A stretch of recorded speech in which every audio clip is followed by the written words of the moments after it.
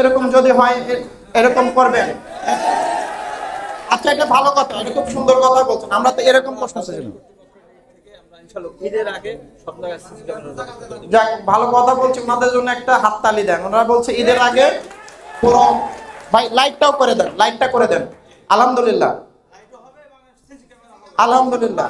ভাই সাহেবের এই ইয়াটা কবুল করুক, দানটা আল্লাহ কবুল করে নেন, আমিন বলেন। যাক, আলহামদুলিল্লাহ। উনি ভালো কথা বলছে যে যে সকল বাপ মায়ের সন্তানরা মাদক খায় বা এই যে কিশোর গ্যাং পাঠায়, অবৈধভাবে আড্ডা দেয়, তাদের বাবা মাকে এখান থেকে হাউজিং থেকে সরাই দিবেন, ভাড়া থেকে যাদের ভাড়া দেওয়া হবে না।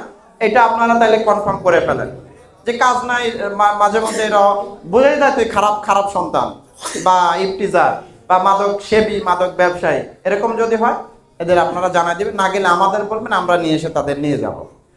বুঝতে পারছেন? ওকে, তাহলে আপনাদের প্রতি ধন্যবাদ এবং কৃতজ্ঞতা জানাচ্ছি। সর্বশেষ যেটা ছিল, দোকান থাকে সারা রাত ধরে। এই দোকান খোলা থাকলেই তো খারাপ লোক আসে, ভালো লোক তো রাতে বের হয় না, একেবারে বিপদে না পড়লে। তো রাতে আমরা চাচ্ছি 10টার পরে কোনো দোকান যদি খোলা রাখে কেউ, তাহলে দোকানের চাবি নিয়ে যাবে। নিয়ে 11টা হাউজিং 11টা বলতেছেন, 11টা।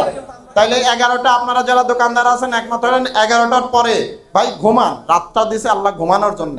আমরা না পেটের দায়ে চাকরি করতেছি, রাতে জেগে থাকি, আপনারা ঘুমান। হ্যাঁ, আল্লাহ তাআলা বলছে দিন হচ্ছে কাজের জন্য, রাতে যারা ইবাদত করবেন নাহলে ঘুমাবেন, এই কাজটা করেন। রাতে আপনারা এত জেগে থাকেন কেন? জেগে থাকবে পুলিশ আর চোর বাটপার। আপনি তো ভালো মানুষ, আপনি জেগে থাকবেন কেন? আল্লাহর দেওয়া রাতে আপনারা বিশ্রাম করেন আর হচ্ছে আল্লাহর ইবাদত করেন, আর দিনে উঠে কর্মের সন্ধানে নেমে পড়েন। ভোরে উঠেন তাহলে সময়টা দিনটা বড় হবে, উঠেই 12টায়, তো হবে কিভাবে? তো আপনাদের অনেক ধন্যবাদ এবং কৃতজ্ঞতা জানাচ্ছি।